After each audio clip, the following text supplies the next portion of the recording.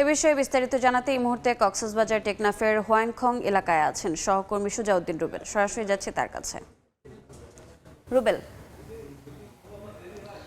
আমরা যে সীমান্তে রয়েছি সেটি হচ্ছে লম্বারবিল, যেখানে গতকালকে মিয়ানমারের অভ্যন্তরে গোলাগুলি হয়েছে এবং তার প্রেক্ষাপটে রোহিঙ্গা সশস্ত্র গোষ্ঠীর প্রায় 53 জন সদস্য বাংলাদেশে পালিয়ে আসে এবং সেই সীমান্তে আজকে সকাল থেকে আমরা লক্ষ্য করছি, গতকালকেও আসলে লক্ষ্য করেছি যে মানুষজন যে জনশূন্য এই সীমান্তে বাংলাদেশের অভ্যন্তরে প্রায় 2 কিলোমিটার এলাকা জুড়ে সড়ক পর্যন্ত সেখানে কোনো ধরনের মানুষজনের যে অবস্থান কৃষি ক্ষেত খামার কিংবা চিংড়িঘাটে সেটি আসলে দেখা যাচ্ছে না। তবে বিজিবি আমরা লক্ষ্য করছি যে বেড়িবাঁধটি রয়েছে, বেড়িবাঁধটির নিচে নিরাপদে তারা টহল দিচ্ছে, তাদের জোরদার করা হয়েছে। তবে বিজিবি সবসময় আমাদেরকে যেটি স্থানীয় বাসিন্দারা জানিয়েছে, বেড়িবাঁধের উপরেই কিন্তু তারা অবস্থান নেয় এবং টহল দেয়। সে টহলটি কিন্তু এখন বর্তমানে বেড়িবাঁধের নিচ দিয়ে তারা অবস্থান নিয়েছে এবং তারা তাদের নিরাপত্তার দিক দিয়ে বিবেচনা করে তারা টহলটি দিচ্ছে, সেই লক্ষ্য করেছে। সীমান্তে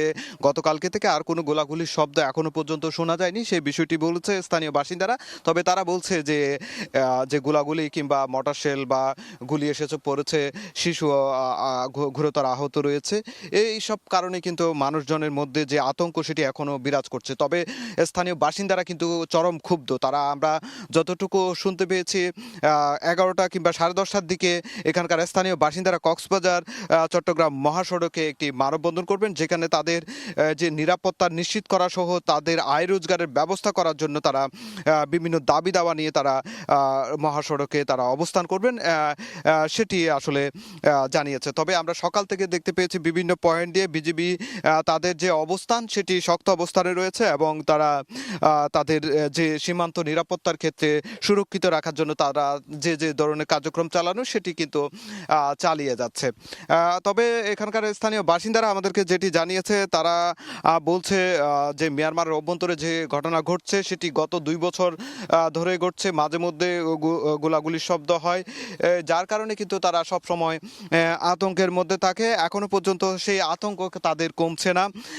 আর হচ্ছে এখন পর্যন্ত 53 জন সশস্ত্র গোষ্ঠীর যে রোহিঙ্গা সদস্য টেকনাফ থানা হেফাজতে রয়েছে, তাদের ব্যাপারে আজকে মামলা বা অন্য কিছু হচ্ছে কিনা সেই বিষয়টি এখনো পর্যন্ত সিদ্ধান্ত আসেনি। তো এই ছিল আমার কাছে টেকনাফ সীমান্ত থেকে সবশেষ।